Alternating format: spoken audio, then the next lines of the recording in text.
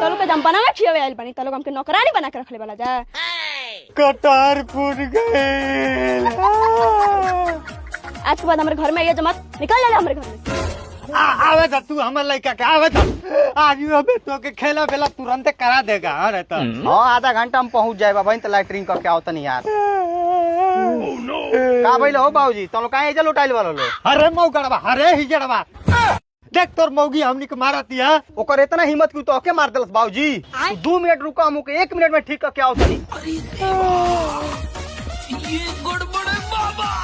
का हो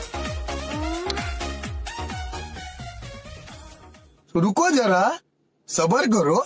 चाबास बेटा चाबास आज मान गई तेही हमार बेटा भाई है। भगा दे के नहीं अरे लात मार के नहीं रही हमारे घर में। बाबूजी अपने नैहरे नहीं जाए तू है अपन बैग पकड़ा निकला हरिद्वार चलो हो घर में। हम जान तुरानी है कि 1 नंबर का छीनरा बा। अरे मौगा अरे ही जड़ा बा दो गला मुतर जाना। अरे तारे